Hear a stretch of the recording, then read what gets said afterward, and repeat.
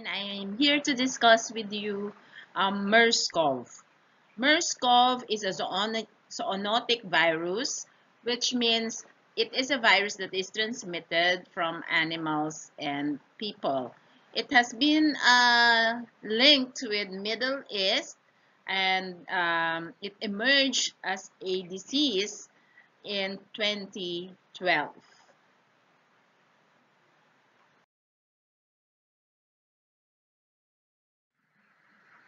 Merscov is also known as camel flu, for it is believed to be coming from camel, okay, as a source of the virus. Middle East Respiratory Syndrome, or MERS, is a viral respiratory disease caused by a novel coronavirus, okay, or your MERS-CoV. That was first identified in Saudi Arabia in 2012.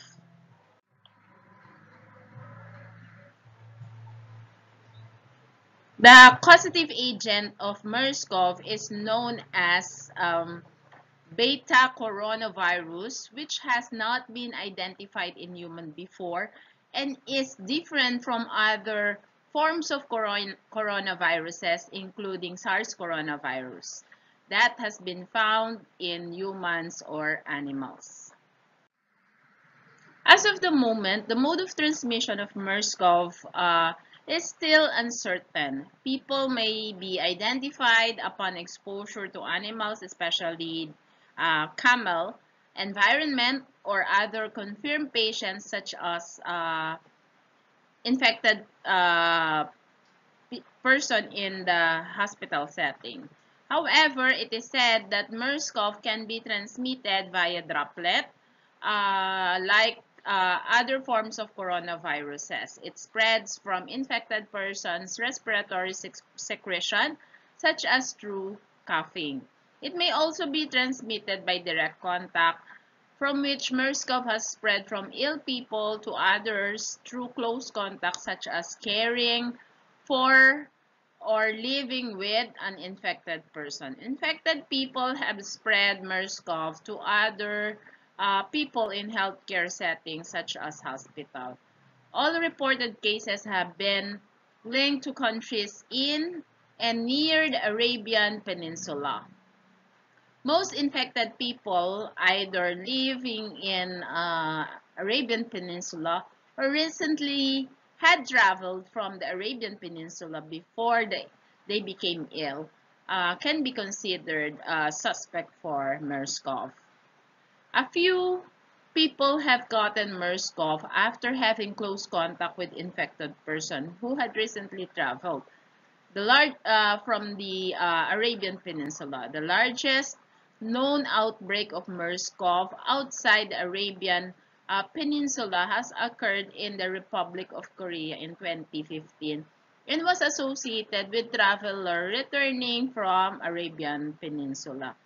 There has been some assumptions that goat, cow, bats, and camel which contaminated the water has transmitted the disease from animal to human.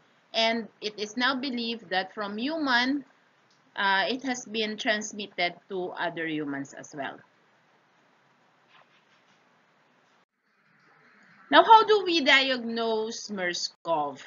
So there are two possible means. One is the molecular testing, which is known as the real-time reverse transcription polymerase chain reaction assay, of which we look at the evidence of an active infection and the molecular test that can be used to detect the viral RNA in the clinical sample.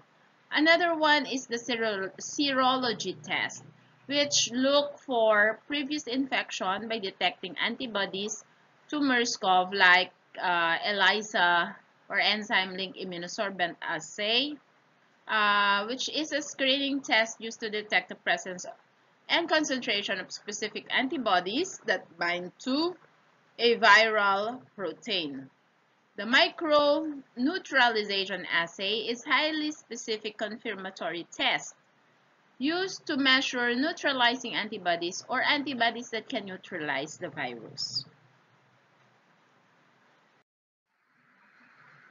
Now, what are the signs and symptoms of Merscov? Acute serious respiratory illness may be presented in the form of fever, cough, shortness of breath, and breathing difficulties. While as the gastrointestinal symptoms may include diarrhea, nausea, and vomiting.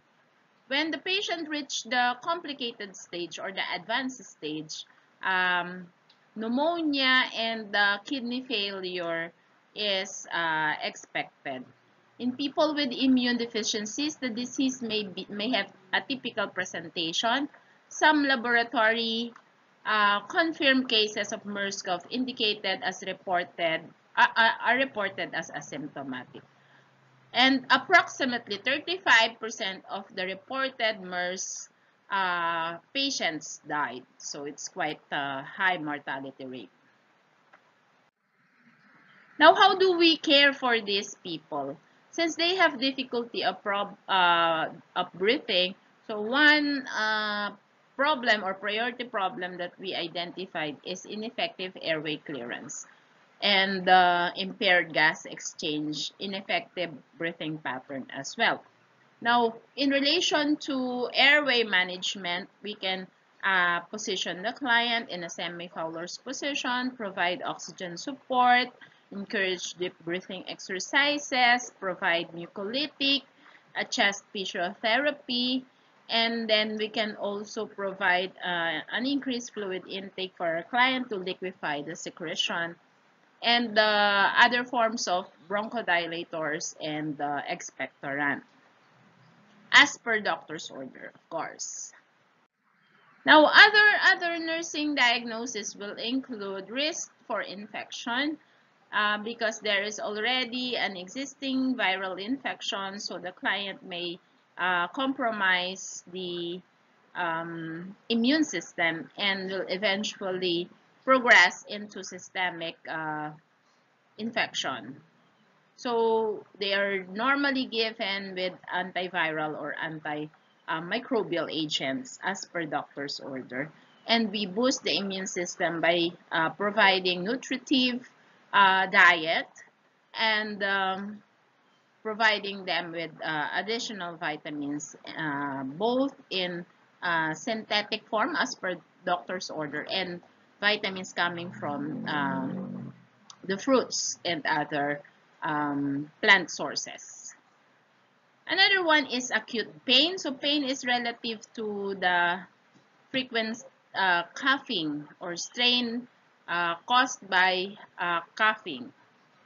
And we can ask the client to do the splinting while doing when performing the coughing exercises or when coughing, and then we can also apply some muscle relaxant or topical, or we can do some sort of massage to our client. Activity intolerance problem is actually associated with reduction of oxygen level in the blood, causing weakness, and we can intervene by providing adequate rest so that we can minimize the utilization of energy of our client or energy demand for our client.